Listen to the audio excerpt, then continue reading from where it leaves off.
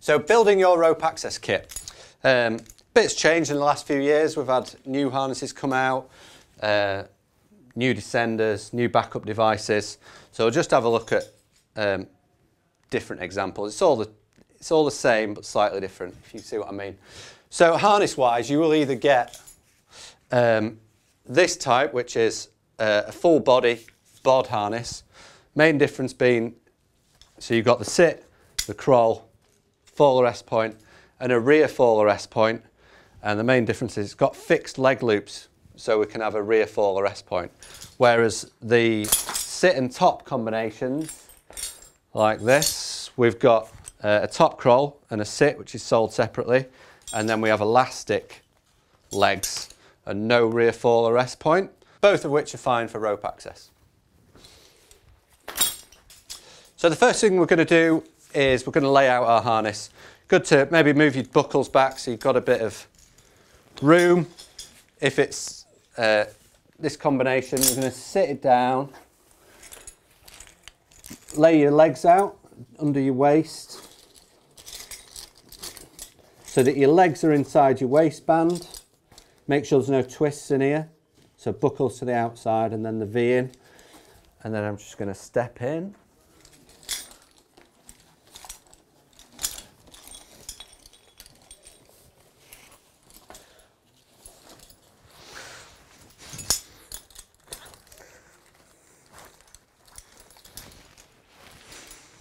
Right, and then the first thing I do is tighten my waist up.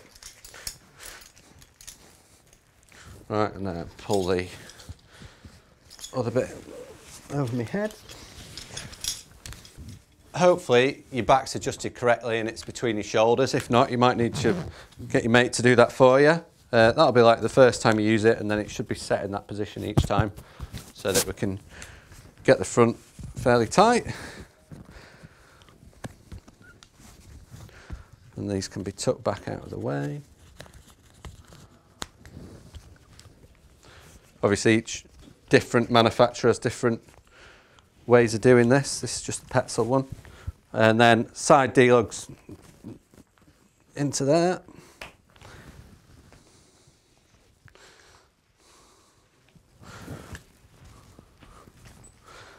And then adjust your legs. So you want, when you're getting on the ropes, you want to be able to get your hand down really. I mean, it's all personal preference that, but that's what I normally go for. If I can get my hand down, I'm happy.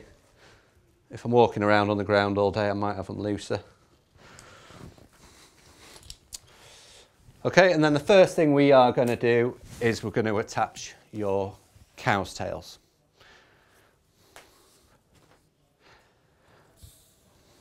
So I've got a piece of a 4 metre length of dynamic rope here, and we're going to put in a bull nose. You can do this with a figure of 8 in there and a figure of 8 in there. It's perfectly fine. A lot of places do it with 3. The problem with 3 is once you get into either 2 or 3, you're going to end up with 3 cow's tails in there.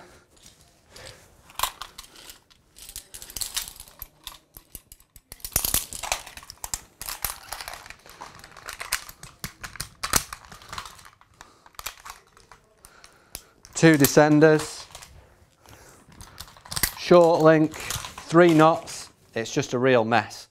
So we tend to go for this simpler system so that we have less clutter in the D-ring when we're working.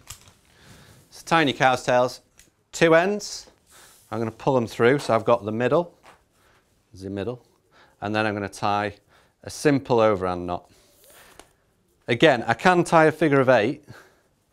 A figure of 8 is better absorbing energy, but the difference between an overhand and a figure of 8, when you run tests on it, is like 0.1 of a kilonewton. It's very little. So if you've got this captive system that we're going to have, we just go for overhands.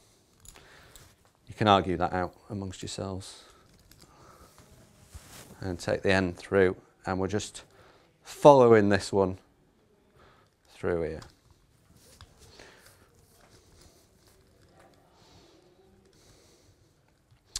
Round, and then back down.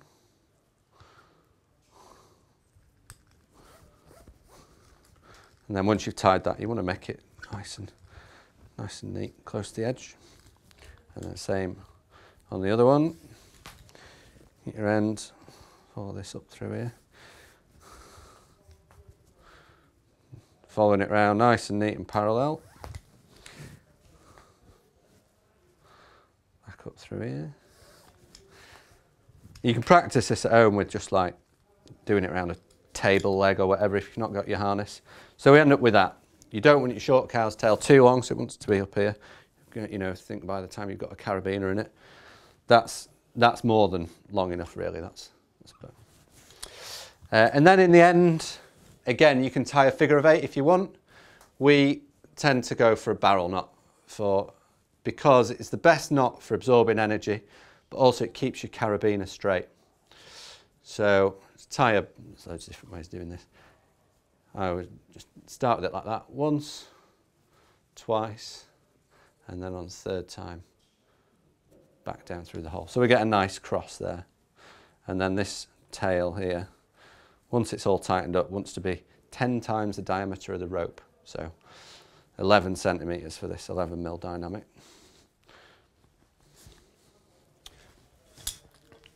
And then we would do the same in the other one. So holding it up once, you need quite a lot of rope for this as well, twice, and on the third time, and back down through where your thumb is.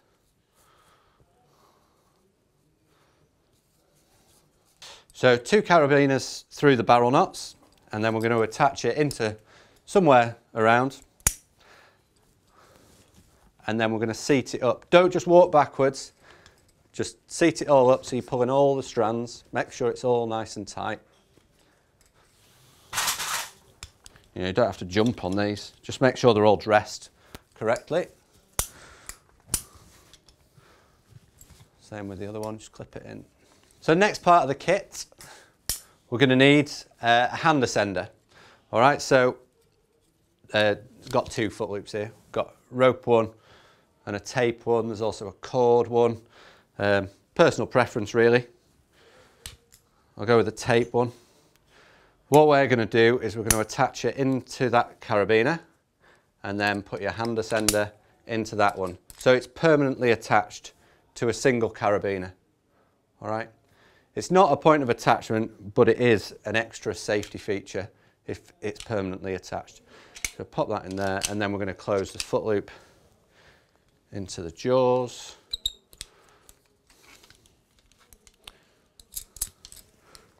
Stow that away. Next we need your descender. So this, I've got an ID here, and I'm going to put it on an oval shaped carabiner, just so that it tends not to get any, you know, it doesn't get as locked up as much on one of these.